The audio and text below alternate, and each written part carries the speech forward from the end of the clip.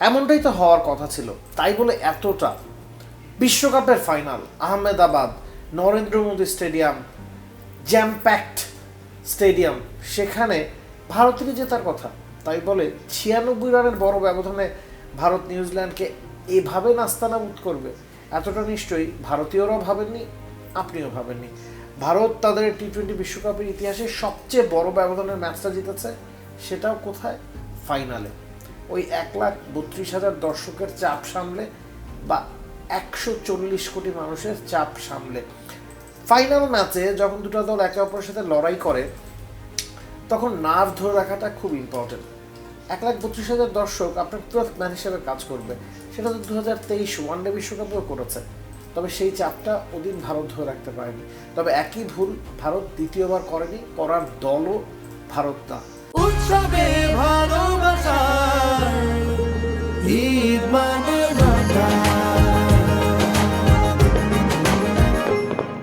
আরও একবার টস হেরেছেন সূর্যকুমার যাদব, নিজাম স্যাপনার ভারতকে প্রথমে ব্যাটিংয়ে পাঠিয়েছেন এবং ভারত ফ্লাইং একটা স্টার্ট নিয়েছে।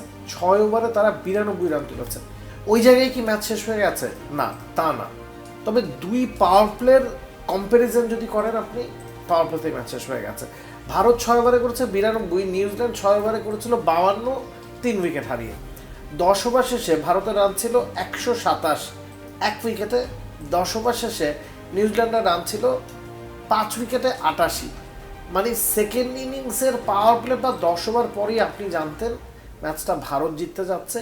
এরপরে বাকিটা সময় ছিল পরাজয়ের ব্যবধান কমানোর একটা উপলক্ষ মাত্র। ভারতীয়রা অনেক আগে থেকে সেলিব্রেশন শুরু করে দিয়েছিল, সেটা তারা করতেই পারে। টুর্নামেন্টের হট ফেভারিট হিসেবে তারা এসেছিল। সাউথ আফ্রিকার বিপক্ষে একটা ম্যাচেই আহমেদাবাদেই তারা হেরেছে এবং সেখান থেকে যেভাবে তারা ঘুরে দাঁড়িয়েছে তাদেরকে সেই ক্রেডিটটা দিতে হবে। ওয়েস্ট ইন্ডিজের বিপক্ষে মাস্ট উইন ম্যাচে তারা কনভিনসিংলি জিতেছে। ইংল্যান্ডের বিপক্ষেও তারা 250-এর ওপর রান করেছে, এই ম্যাচেও তারা 250-এর ওপর রান করেছে।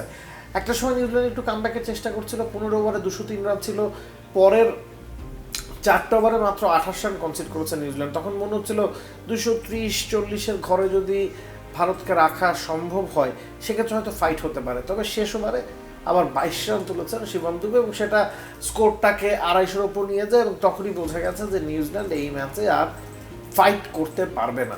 জবাব দিতে নেমে নিউজিল্যান্ড স্টার্ট করেছিল, চেয়েছিল পাওয়ার প্লেটা কাজে লাগাতে, তবে সেটা হয়নি। ফিন অ্যালেনকে আকশার প্যাটেল যখন আউট করে দেন তখনই নিউজিল্যান্ডের সম্ভাবনা অনেকখানি কমে যায় এবং রাচিন রবীন্দ্রা প্রথম বলে আউট হয়ে গেছেন। কার প্রথম বলে? জসপ্রীত বুমরা, যিনি সেমিফাইনালে হ্যারি ব্রুকসকেও একটা স্লোয়ার বলে আউট করেছেন প্রথম বলেই। বুমরা আজকেও সেই কাজটাই করেছেন এবং বুমরা পাওয়ার প্লেতে 2টো ওভার করেছেন এবং ওই জায়গায় কিন্তু ম্যাচ শেষ হয়ে গেছে। পরের স্পেলে এসে বুমরা ব্যাকরে 2টা উইকেট নিয়েছেন, হ্যাট্রিক চান্স তার সামনে ছিল। সব মিলিয়ে 4 ওভারে মাত্র 15 রান দিয়েছেন, নামের পাশে 3টা উইকেট।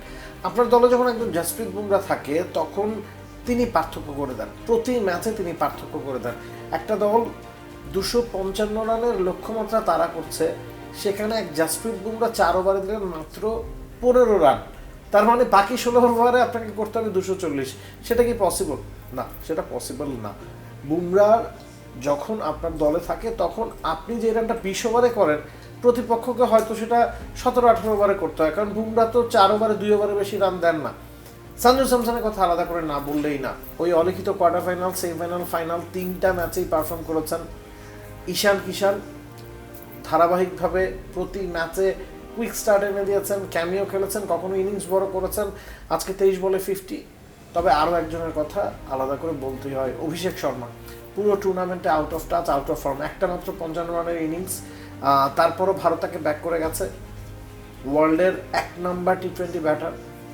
ঠিক তেমনিভাবে বরুণ চক্রবর্তীকেও ভারত ব্যাক করেছে, কারণ আজকে একটা উইকেট পেয়েছেন। তবে অভিষেক শর্মা আজকে 18 বলে 50 করেছেন এবং ওই ইনিংসটা বাকিদের জন্য কাজটা সহজ করে দিয়েছে। সঞ্জু স্যামসন কিন্তু আজকে 33 বলে 50 করেছেন। বাকি ব্যাটসম্যানদের জন্য কাজটা সহজ হয়ে গেছে অভিষেক শর্মা যে বেসটা তৈরি করে দিয়েছেন সেটার কারণে। পরের দিকে গিয়ে যে একটা মিনি কলাপস হয়েছিল, ওই যে 15 ওভারে 203 থেকে পরের 4 ওভারে মাত্র 28 রান তুলতে ভারত একের পর এক উইকেট হারাচ্ছিল, সেগুলো আসলে ম্যাটার করছিল না। কারণ আপনি জানেন বিগ ফাইনালে আপনি 200-র উপর রান করলে আপনি অনেক বড় অ্যাডভান্টেজ পেয়ে যাবেন। তো 15 ওভারেই তো ভারত 203 রান করে ফেলেছিল। তো ম্যাচ আসলে ফার্স্ট ইনিংসে শেষ হয়ে গেছে। উৎসবের দেশ এখন Bharat, back to back champion Bharat, 3 বারের চ্যাম্পিয়ন ভারত। ইতিহাসে টি-20 বিশ্বকাপ কেউ এতবার জেতেনি, ডিফেন্ড করার ক্রেডিটটাও কিন্তু এর আগে কোনো দলের নাই। চ্যাম্পিয়ন্স ট্রফির বর্তমান চ্যাম্পিয়ন ভারত, নারীদের ওয়ানডে বিশ্বকাপের চ্যাম্পিয়ন ভারত, অনূর্ধ্ব 19 বিশ্বকাপের চ্যাম্পিয়ন ভারত। লেটস সি 27-এ ওয়ানডে বিশ্বকাপটা কোথায় যায়। For more updates, subscribe to our YouTube channel and click on the bell icon. Follow us on Facebook and Instagram. Download T-Sports app to enjoy exciting games and highlights. Visit tsports.com.